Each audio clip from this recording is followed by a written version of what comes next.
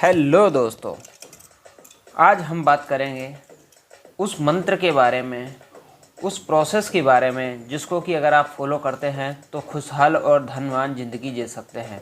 जैसे कि हम सब जानते हैं, आज के इस सांसारिक जीवन में एक खुशहाल ज़िंदगी जीने के लिए धन की काफ़ी आवश्यकता होती है। तो हमारा उद्देश्य होना चाहिए कि हम अपने जीवन में धन को कैसे ज़्यादा से ज़्यादा आकर्षित कर सकें और कैसे धनवान ज़िंदगी जी सकें।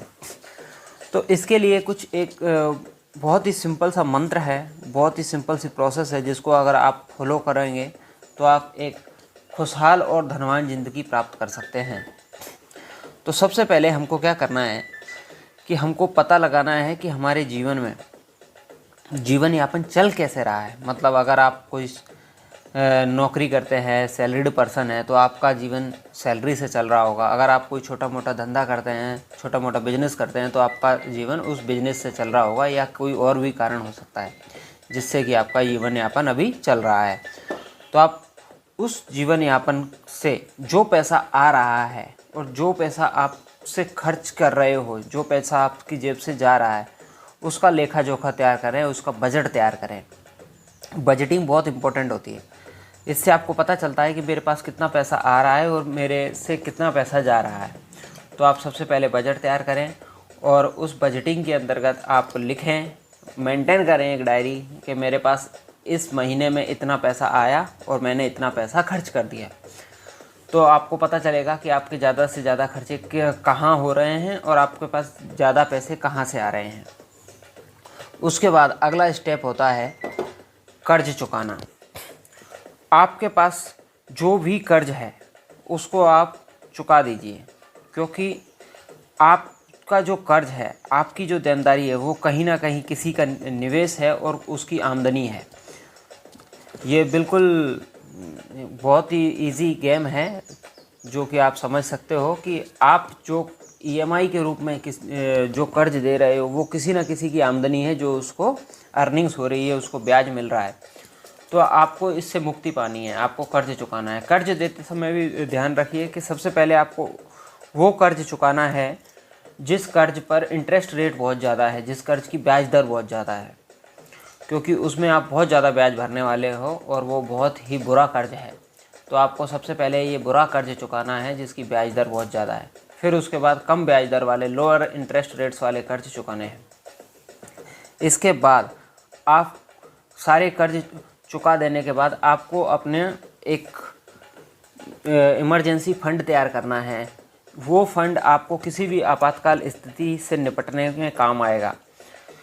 तो इस फंड में आप कुछ liquid amount of money save कर सकते हैं, कुछ पैसा सेव कर सकते हैं अपने बैंक अकाउंट में, जो कि आपको किसी भी आपातकालीन स्थिति से निपटने के काम आए। इमरजेंसी फंड तैयार करने के बाद अगला स्टेप होना चाहिए बचत। आपको कुछ सेविंग्स करनी चाहिए और ये सेविंग्स की आदत अपने आप में डेवलप करनी पड़ेगी आपको, क्योंकि ये सेविंग्स की आदत ही आपको अपनी खुशहाल और धनवान ज़िंदगी प्राप्त करने में काफ़ी मददगार साबित होगी। जब आपके पास सफिशिएंट सेविंग हो जाए तो उसके बाद आपको इन्वेस्टिंग करना चाहिए। इन्वेस्टिंग एक ऐसा साधन है जिससे कि पैसा आपके लिए काम करता है। अगर आप रात को सो भी रहे हो तो भी आपका पैसा आपके लिए काम करता है।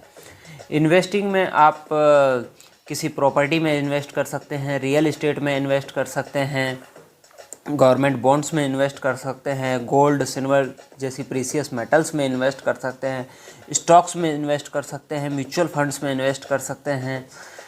आप मतलब किसी भी एसेट क्लास में इन्वेस्ट कर सकते हैं जो फ्यूचर में एप्रिसिएट हो, या किसी बिजनेस में इन्वेस्ट कर सकते हैं, वो आपकी चॉइस होगी। लेकिन आपको इन्वेस्ट करना है, और इन्वेस्टिंग बिल्कुल किसी की सलाह पे नहीं करनी है, अपनी खुद की रिसर्च एनालिसिस करके इन्वेस्टिंग करनी है। जब आप इन्वेस्ट करते हो तो आपका पैसा आपके लिए काम करना चालू हो जाता है और यहाँ से आपके धनवान और खुशहाल ज़िंदगी का सफ़र शुरू हो जाता है। जब आप इन्वेस्टिंग कर चुके होंगे, तो जैसे कि आप अगर स्टॉक्स में इन्वेस्टिंग कर चुके होंगे तो कुछ समय बाद, 5-10 साल बाद, 15 साल बाद, आपको डिविडेंड इनकम ही इतना ज़्यादा हो जाएगा कि आपकी सैलरी से भी वो ज़्यादा रहेगा और आपके घर खर्चे आराम से चलेंगे।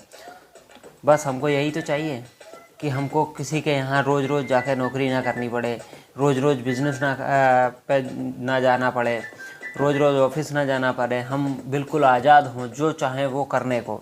तो ये सब आप इन्वेस्टिंग से प्राप्त कर सकते हैं। तो दोस्तों, मेरा जहाँ तक मानना है आपको ये बहुत सिंपल सी प्रोसेस समझ में आई होगी। फिर मिलते हैं नए पॉडकास्ट के साथ, नई जानकारी के साथ अगले पॉडकास्ट में।